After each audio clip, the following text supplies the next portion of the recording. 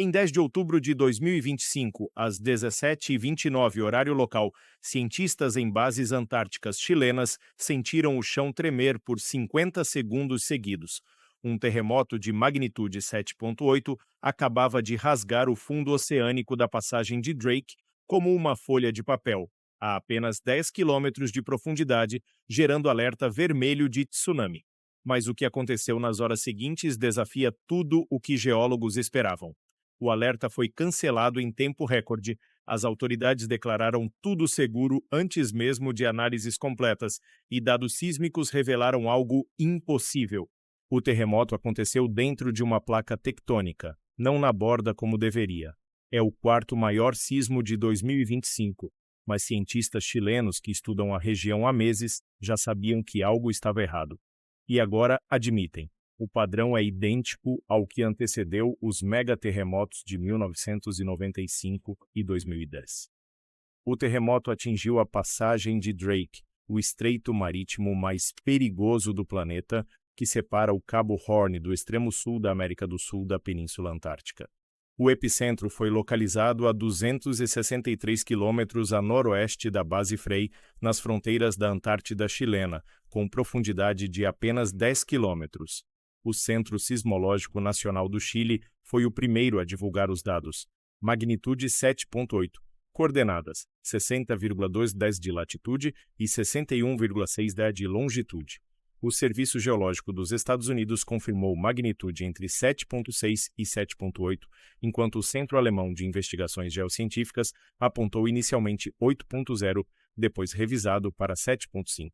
Na escala de Mercalli, o sismo foi sentido como nível sexto na base Frei, tremor forte, capaz de derrubar objetos e rachar paredes, e nível quarto nas bases Fields e Pratt. Equipamentos científicos foram temporariamente descalibrados, mas milagrosamente não houve feridos. O Serviço Nacional de Prevenção e Resposta a Antidesastres decretou alerta vermelho para a comuna de Cabo de Hornos às 17h47, exigindo evacuação imediata das áreas costeiras. O Centro de Alerta de Tsunamis do Pacífico emitiu aviso de possível tsunami para Chile e Argentina.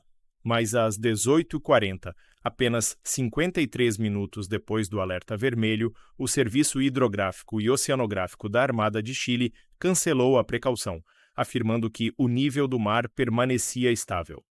Se você quer continuar recebendo revelações sobre fenômenos sísmicos que desafiam as explicações oficiais, se inscreva no canal e ative o sino, porque o que vem a seguir vai te deixar em choque sobre o que realmente está acontecendo na Antártida. A passagem de Drake não é um local qualquer. Ela conecta os oceanos Atlântico e Pacífico e é mundialmente conhecida pelas condições de navegação extremamente difíceis devido aos fortes ventos e correntes que podem ultrapassar 100 km/h. Mas o que poucos sabem é que essa região fica em uma zona sísmica anômala. Historicamente, terremotos com magnitude acima de 6,5 nesta área específica são raríssimos. Segundo o Departamento de Geofísica da Universidade do Chile, antes de 2025, apenas 2 sismos maiores que M6,5 foram registrados nos últimos 70 anos, um em 8 de fevereiro de 1971 e outro recente. Mas 2025 mudou tudo. Em 21 de agosto de 2025, um terremoto de magnitude 7,5 já havia atingido a mesma região da passagem de Drake, também a 10 quilômetros de profundidade. Na época, as autoridades também emitiram e depois cancelaram rapidamente o alerta de tsunami. Agora, menos de 2 meses depois, outro terremoto de magnitude 7,8, ainda maior, atinge exatamente a mesma zona. E aqui está o primeiro dado que não bate. Terremotos dessa magnitude tipicamente ocorrem em bordas de placas tectônicas, onde 2 placas colidem, se separam ou deslizam uma contra a outra. Mas o geólogo do canal Geology Hub, que analisou os dados, confirmou: este foi um terremoto intraplate, ou seja, aconteceu dentro do interior de uma placa tectônica, não na borda. Esse tipo de evento é extremamente raro e geralmente indica processos geológicos profundos e mal compreendidos. O mecanismo do terremoto de outubro corresponde a uma falha tectônica de extensão, similar aos mecanismos dos principais sismos que vinham ocorrendo desde agosto na região.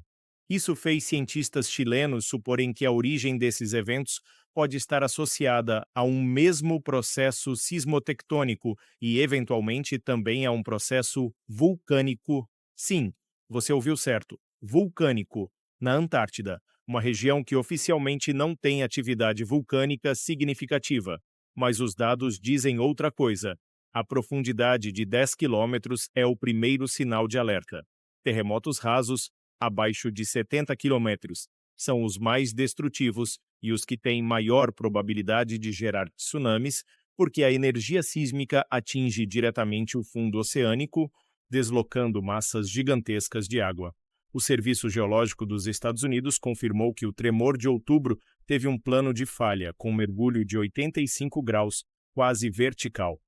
Isso é extremamente incomum e explica por que o movimento vertical foi 4 vezes maior do que o terremoto de agosto, apesar de magnitudes similares. Outro dado crítico, o tremor foi sentido por mais de 50 segundos nas bases antárticas.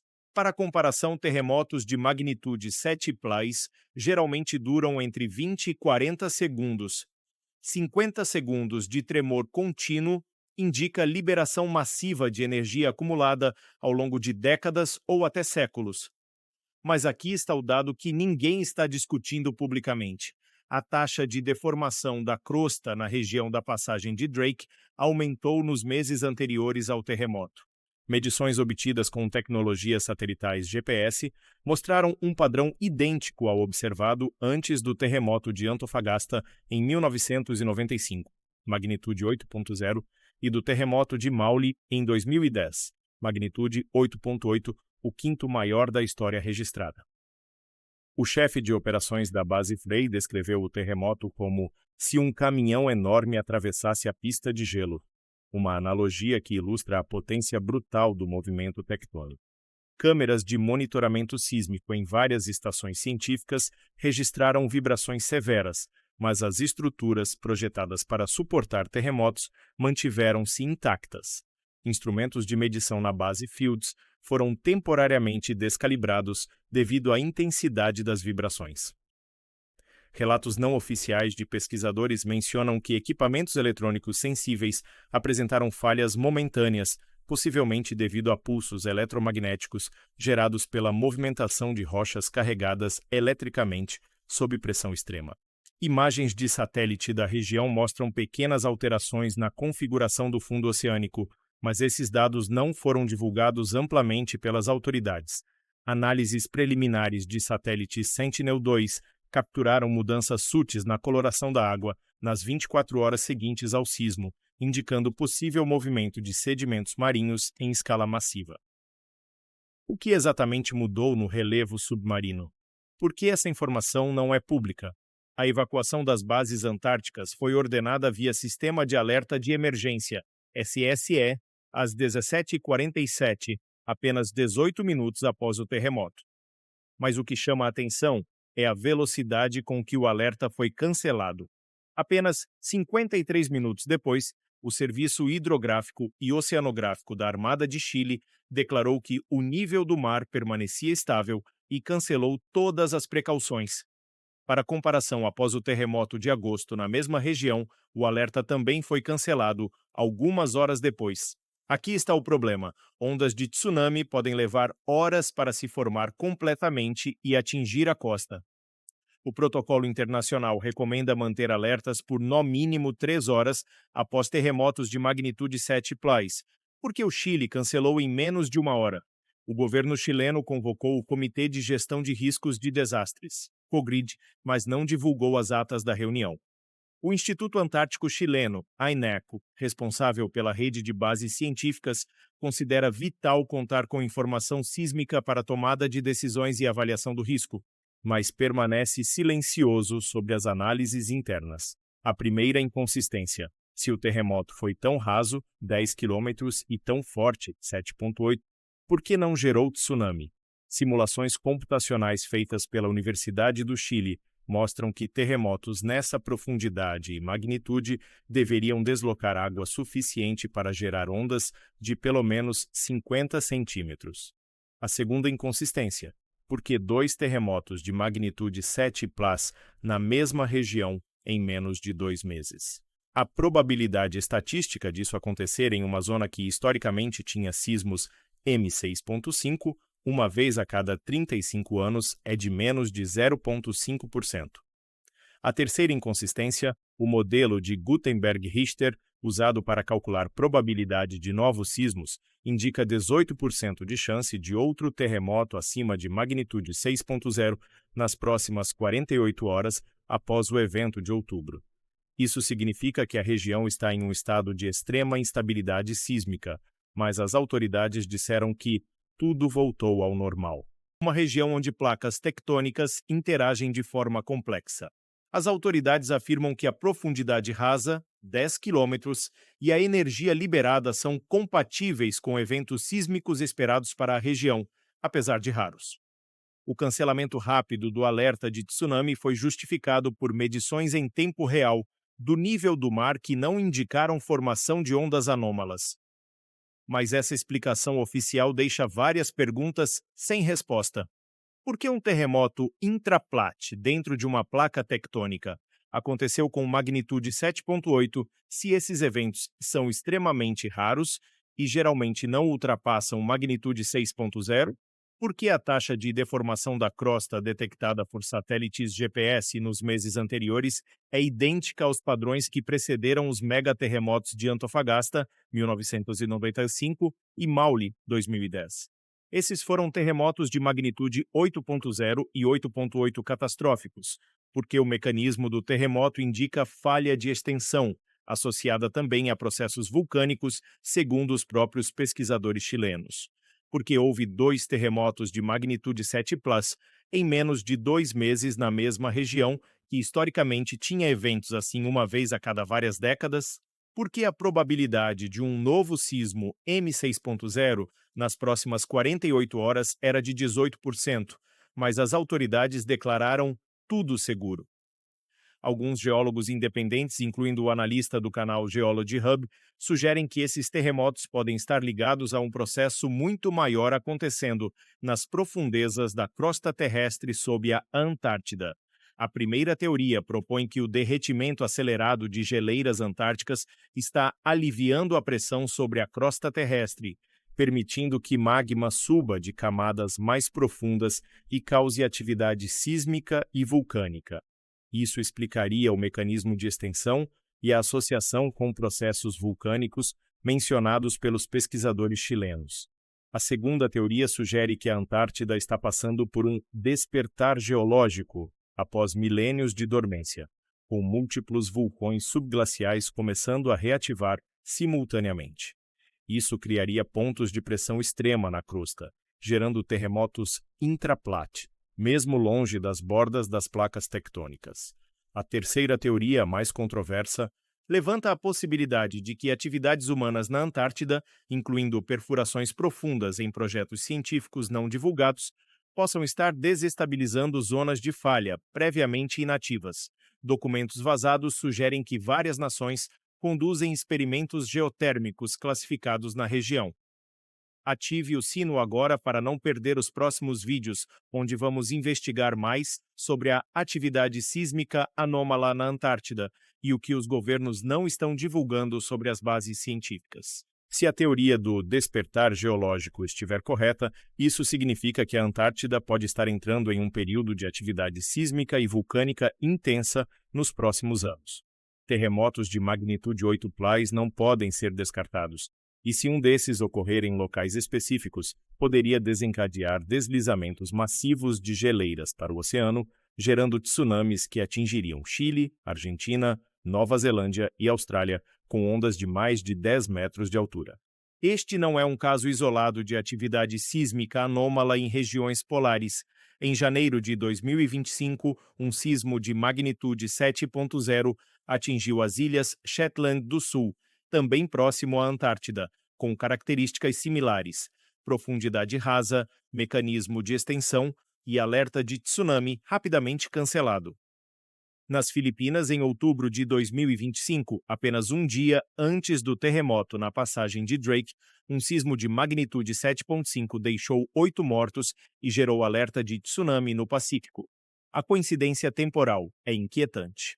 No Ártico, cientistas noruegueses relataram aumento de 340% na atividade sísmica de baixa intensidade, M2.0 4.0, na região de Svalbard entre 2024 e 2025, sugerindo o movimento de magma sob as geleiras.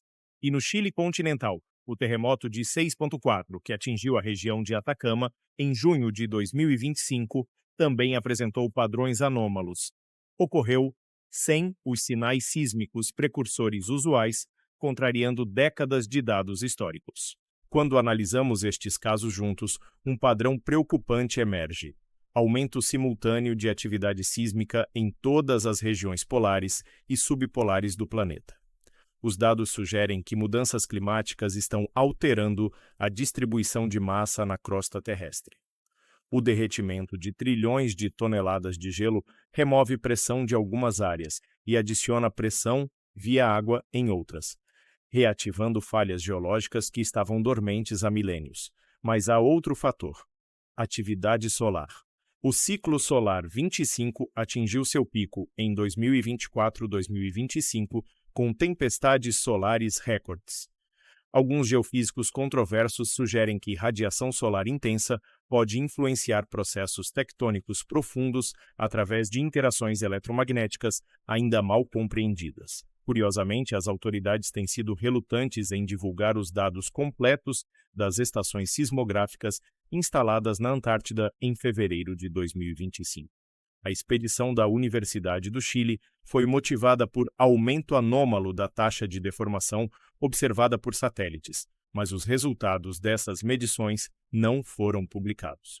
O INAC, responsável pelas bases científicas chilenas na Antártida, declarou que informação sísmica é vital para a avaliação de risco, mas permanece silencioso sobre os relatórios internos. O que eles sabem que não estão nos contando? Recapitulando, em 10 de outubro de 2025, um terremoto de magnitude 7,8 atingiu a passagem de Drake a apenas 10 quilômetros de profundidade, gerando alerta de tsunami que foi cancelado em tempo recorde. O sismo aconteceu dentro de uma placa tectônica, evento raríssimo, apresentou mecanismo de extensão associado a processos vulcânicos e foi o segundo terremoto 7 Plus na mesma região em menos de 2 meses. Cientistas chilenos confirmaram que a deformação da crosta antes do terremoto era idêntica aos padrões que precederam os megaterremotos de 1995 e 2010. A probabilidade de novo sismo M6.0 era de 18% nas 48 horas seguintes, mas autoridades declararam tudo seguro. E lembre-se do detalhe mais perturbador. Isso aconteceu a apenas 10 quilômetros de profundidade, na região marítima mais perigosa do planeta, onde cientistas em bases antárticas sentiram o chão tremer por 50 segundos sem parar. 50 segundos de energia sísmica contínua, contrariando tudo o que se esperava para aquela região. Será que estamos presenciando o despertar geológico da Antártida? Ou há experimentos científicos classificados desestabilizando falhas tectônicas profundas? E por que autoridades cancelam alertas de tsunami em tempo recorde, contrariando protocolos internacionais de segurança? Se este vídeo te fez questionar o que realmente está acontecendo nas regiões polares do planeta, você precisa assistir nosso próximo vídeo sobre atividade vulcânica oculta sob geleiras antárticas. Clique no card que está aparecendo agora ou no primeiro vídeo da descrição. E não esquece de se inscrever e ativar o sino para não perder nenhuma revelação sobre os fenômenos sísmicos que desafiam as explicações oficiais. Até a próxima investigação.